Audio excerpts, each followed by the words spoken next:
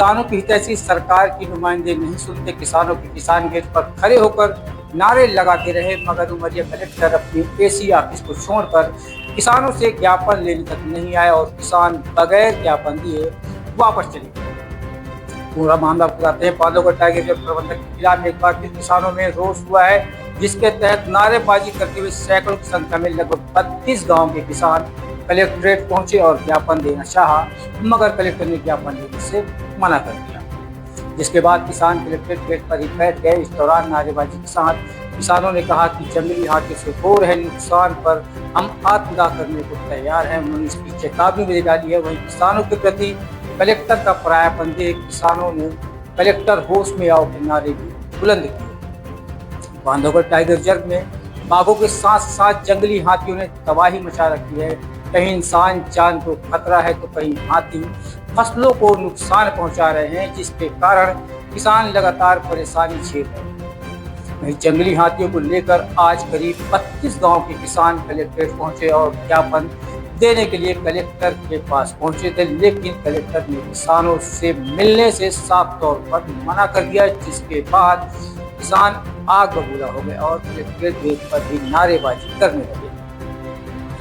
नारेबाजी बांधवगढ़ पार्क प्रबंधक और कलेक्टर के खिलाफ की गई। मामले को देखते हुए पुलिस बल तैनात किए गए हैं, जिसके बाद अधीक्षक भू अभिलेख ज्ञापन लेने पहुंचे तो किसानों ने उन्हें जमकर खरी खोटी सुनाई और अधिकारी को उल्टे पांव लौटने पर मजबूर कर दिया, जिसके बाद ज्ञापन दिए बगैर ही किसान वापस घर चले गए। शेखर शुक्ला और पप्पू शुक्ला है।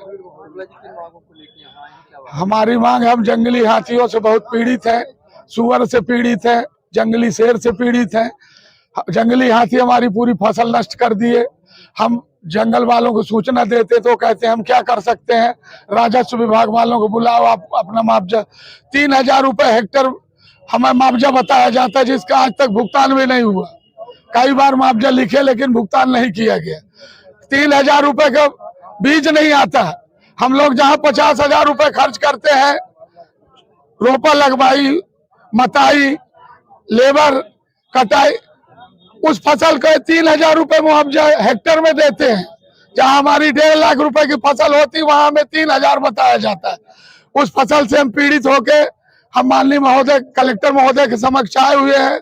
हमारी मांग पूरी करें, अन्यथा हम आत्मदाह करेंगे। ये भाई साहब आपको बताएं, हम बांधवगढ़ क्षेत्रवासी आए हुए हैं, जो कि बांधवगढ़ पार्क प्रबंधन से त्रसित है और बांधवगढ़ पार्क प्रबंधन किसी तरह से हमारी सुनवाई नहीं कर रहा। न तो डीडी साहब, न तो मतलब पार्क कर ही नहीं रहा है। आज हाथी हमारे घर में घुस रहा है, हमें मार रहा है, कोई देखने वाला, कोई सुनने वाला नहीं। आज घगौड़ में, कल दमना में, कल कुमर्रा में, डांगी में, हर एक गाँव में कई घटनाएं हो चुकी। पिछले साल अभी मानपुर में घटी, लेकिन वो मुआवजा हमें न चाहिए, सीधे वो हमारी जान ले ले, हमें मंजूर है।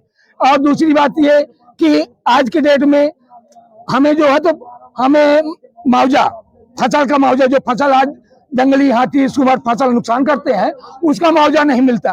कहते हैं कि राजस्व देगा। अच्छा, राजस्व से हमें मुआवजा नहीं चाहिए, हमें मुआवजा चाहिए वन विभाग से, क्योंकि वन विभाग के जो आला अधिकारी, उनके मतलब हमारा स्टाफ करता है जंगली जानवर।